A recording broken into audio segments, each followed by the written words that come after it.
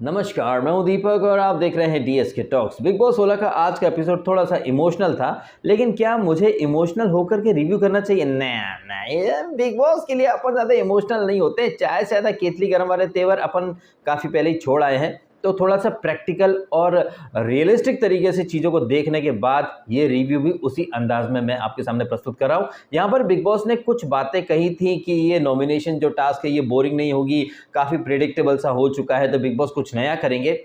ये जो प्रिडिक्टेबल वाला शब्द है, इसके ऊपर विशाल कोटियान ने और जय भानुशाली ने भी रिएक्शन दिए हैं और उनके रिएक्शंस वही हैं जो कि अक्सर आप मेरे रिव्यूज़ में देखते रहते हैं, सुनते रहते हैं। वही पैटर्न, कलर्स फेसेस, बहू दामाद वाला फंडा और कलर्स फेस को कैसे ट्रॉफी दी जाती है। जय भानुशाली और विशाल कोटियान और एक विजया करके जर्नलिस्ट हैं, जो कि अक्सर बिग बॉस में जब मीडिया टास्क होता है ना, तो क्या है कि समोसे वगैरह मिलते हैं, तो वहाँ पर वो मेकर्स के ब्लेंडर्स को डिफेंड करती थी।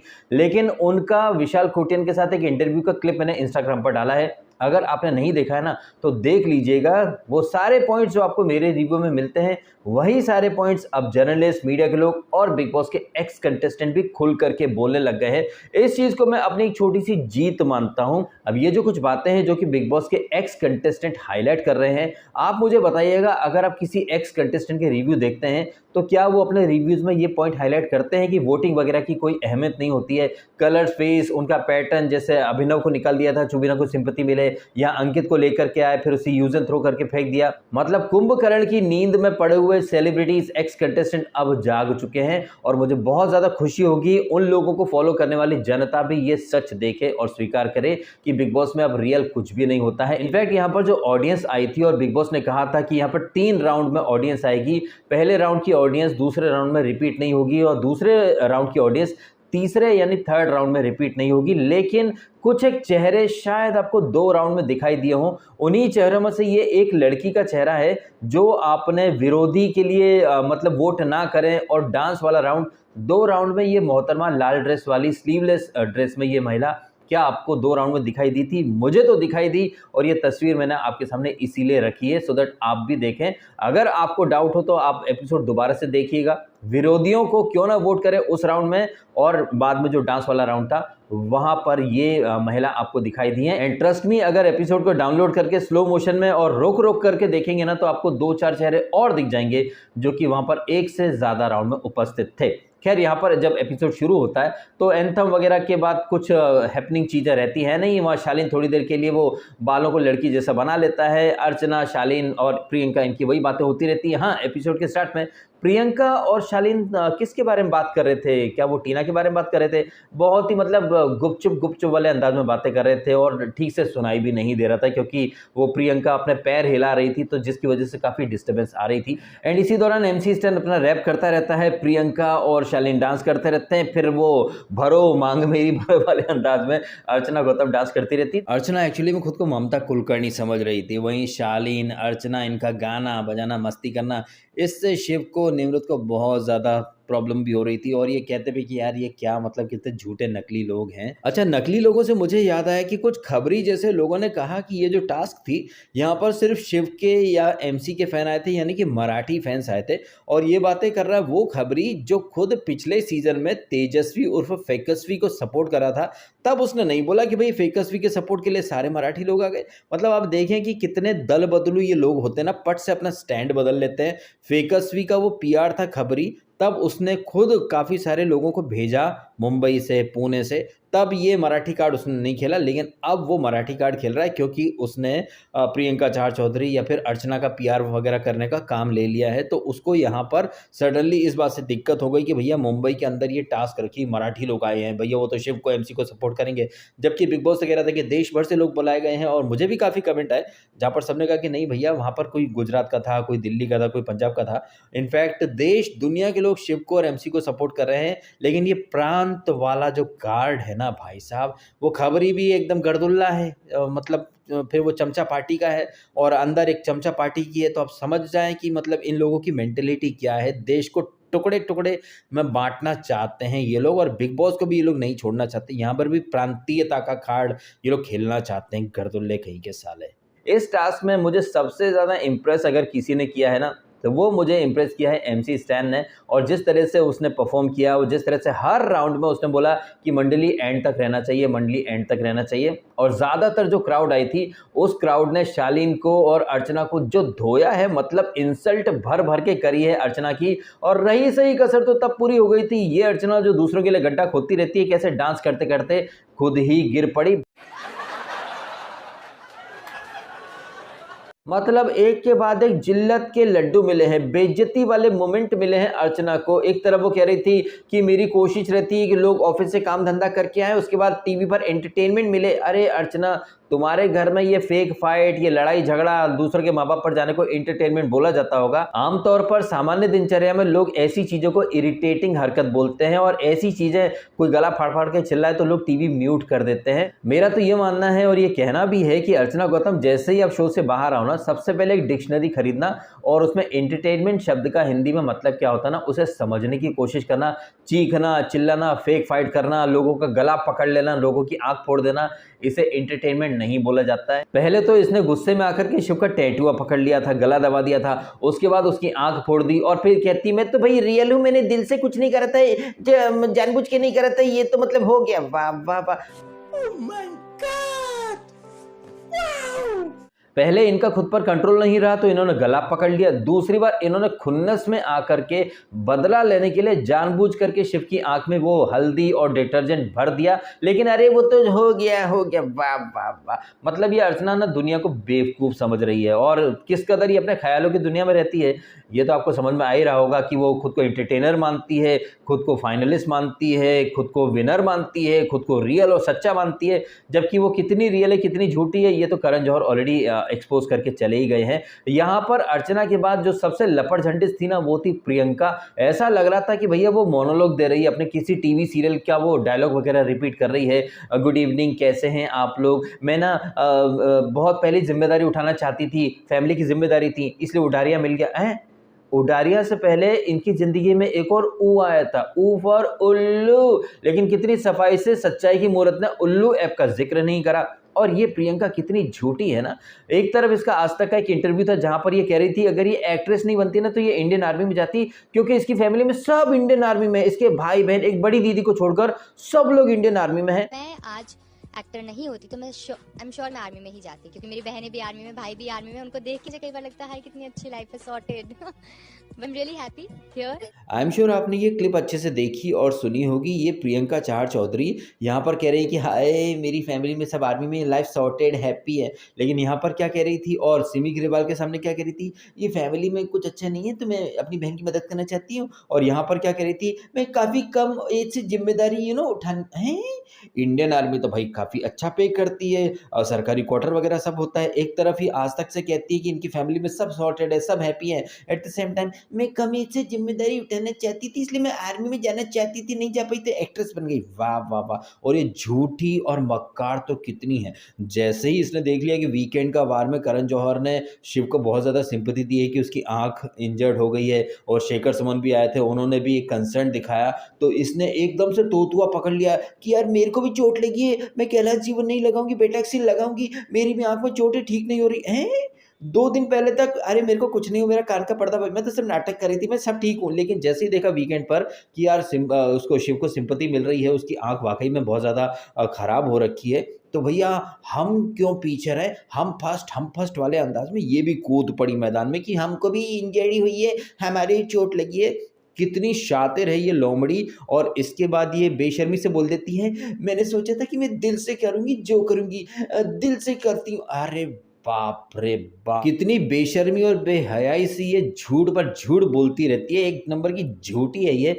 दिल से क्या खिलेगी, ये तो लोगों का दिल तोड़ती है, लोगों के इमोशंस को यूज करती है। किसी के रोने को जाओ, कैमरे के लिए रो, एक्टिंग करो जा करके। मतलब किसी का दिल कैसे तोड़ना है, किसी के इमोशंस का कैसे मजाक उड़ाना है, ये कोई दिल वाला इंसान कभी नहीं कर सकता। एंड सीजन का फिनाले आने वाला है, लेकिन अब भी ये अकेली आई थी, अकेली खेल दी, अकेली अकेली अकेली। काश ये अर्चना और ये प्रियंका जैसे लोग मेरे से एक बार आमना सामना कर लें या फिर मेरे चैनल पर इंटरव्यू देने आ सकें तो मैं इन्हें इनकी औकात दिखा दूं 2 सेकंड के अंदर कि ये प्रियंका जो खुद को अकेली अकेली बोलती है, शो के अंदर एंट्री भी अकेले नहीं कर पाई। खाने के लिए अंकित, साथ में बैठने के लिए अंकित, सोने के लिए अंकित, रोने के लिए अंकित, लड़ने के लिए अंकित, खेलने के लिए अंकित और अपना दुखड़ा सुनाने के लिए अंकी ये मेरा खून चूस रही है, अंकी ये मेरा खून।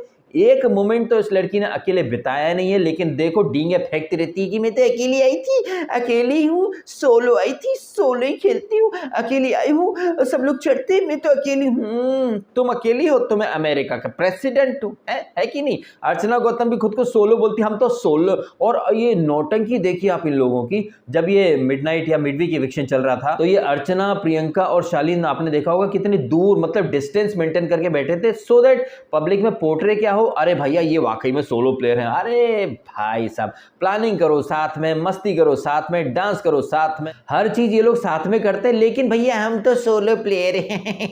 गजब, मतलब अभी भी पब्लिक को CHU समझ रहे हैं और अर्चना और प्रियंका से ज्यादा तो बिग बॉस है जो कि पब्लिक को CHU समझ रहा है। आप मुझे सच बताइएगा, जैसे ही फर्स्ट राउंड या सेकेंड राउंड खत्म हुआ, निम्रत की बॉडी लैंग्वेज को देख करके लग रहा था कि शायद उसे ऑलरेडी पता है कि वो बाहर जा रही है, क्योंकि निम्रत का जिस तरह से एलिमिनेशन हुआ है, हालांकि बिग बॉस ने कहा कि ये सबसे फेयर था, घंटा फेयर था बे, हमको तो काउंटिंग दिखाई नहीं तुमने। एंड हर राउंड में MC स्टैन और शिव ने बार बार ये कहा है पब्लिक से कि मंडली एंड तक रहनी चाहिए। इनफैक्ट वो जो डांस वाला राउंड था वहां पर शिव का वो काला चश्मा वाला डांस अलॉन्ग विद निम्रत, ये सबसे ब्रिलियंट परफॉर्मेंस था। शालीन जो कि काफी अच्छा डांसर है, लेकिन अर्चना का वजन वो उठा नहीं पाया क्योंकि प्रोटीन नहीं मिल पाया था ना शालीन को, तो वो धड़ाम से गिर गया।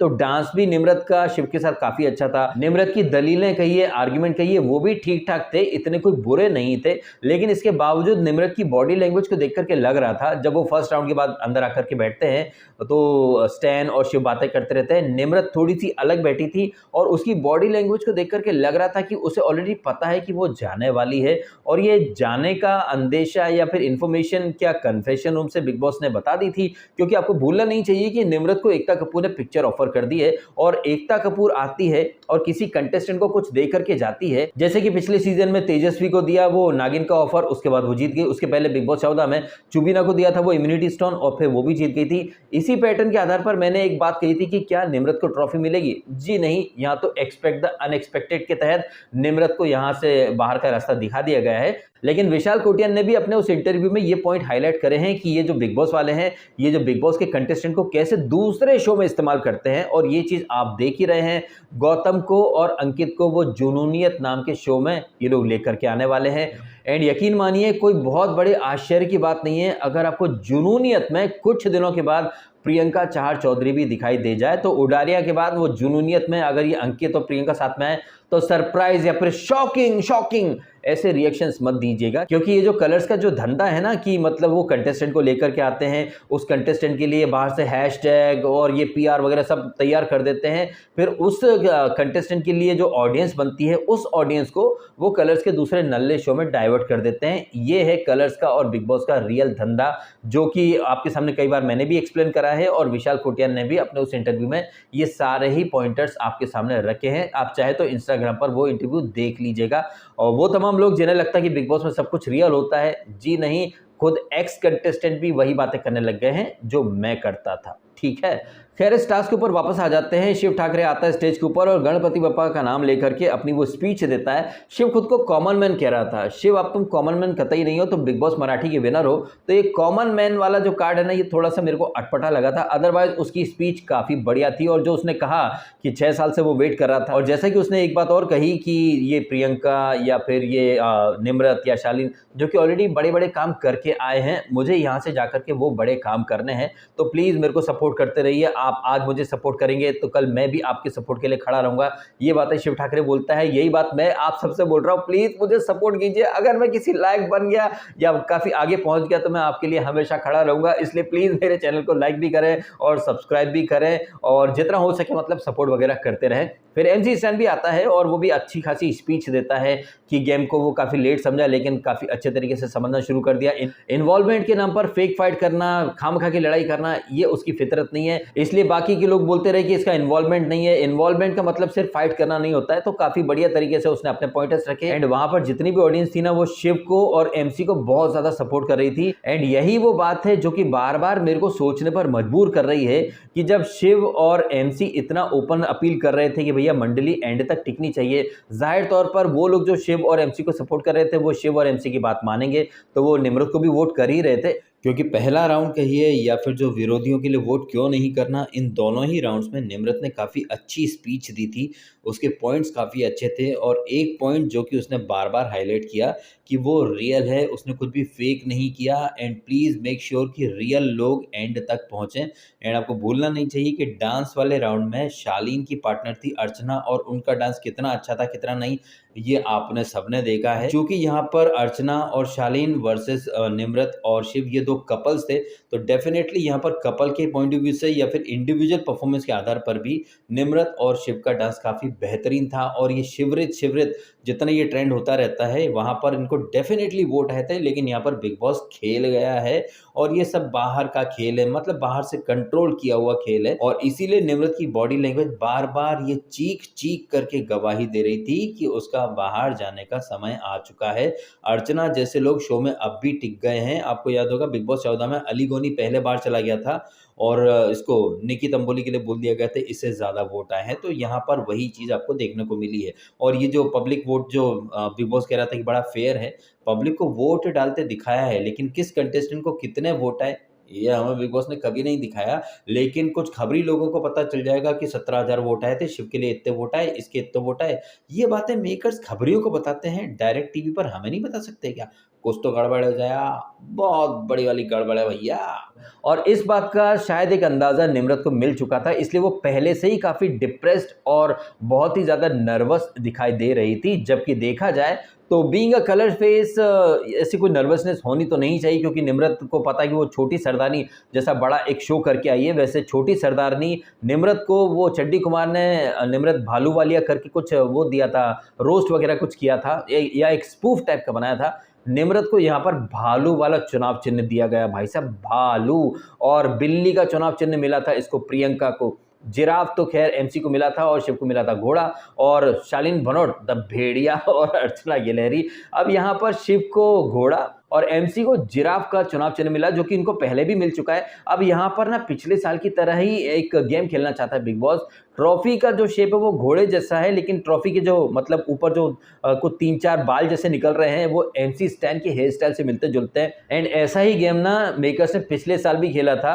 वो प्रतीक की जो कॉस्ट्यूम थी उसके रंग की ट्रॉफी बना दी, और फेकसवी के जो कपड़े थे जहाँ पर कुछ पक्षियों के जो पर होते हैं कौवे टाइप के, उस टाइप का वहाँ पर वो ट्रॉफी का शेप था। मतलब लोगों को कंफ्यूज करना चाहते थे, जैसे कि वो चक दे इंडिया में नहीं आखिरी का सीन है जहाँ पर शाहरुख खान कहते हैं या खुदा इस लड़की के पैर तो राइट की तरफ हैं, स्टिक जो है वो लेफ्ट की तरफ है, या खुदा ओ विद्या विद्या विद्या प्लीज मेरी तरफ देखो, विद्या विद्या मेरी तरफ देखो, विद्या ये तो बीच में मारने वाली करके। तो क्या पता मेकर्स ने चक दे इंडिया बहुत अच्छे तरीके से देखी, इसलिए पब्लिक को कैसे नचाना है ये चीज मेकर्स अच्छे से जानते हैं। एनीवे यहाँ पर ये टास्क वगैरह चलती रहती हैं, पब्लिक का वर्डिक्ट आ जाता है और निम्रत को बाहर का रास्ता दिखा दिया जाता है। और शालीन को काफ़ी ज़्यादा मतलब दर्द भी होता है कि भैया जब वो डिप्रेशन एंग्जाइटी से जूझ रहा था तो निम्रत उसके लिए खड़ी हुई थी। एंड ऑब्वियसली मंडली के लोग शिव और एमसी तो बहुत ही ज़्यादा गमगीन हो गए थे, स्पेशली एमसी। एंड एमसी के बारे में तो बिग बॉस ने भी बोला कि वो एमसी जो कि शायद निम्रत की दोस्ती से इतने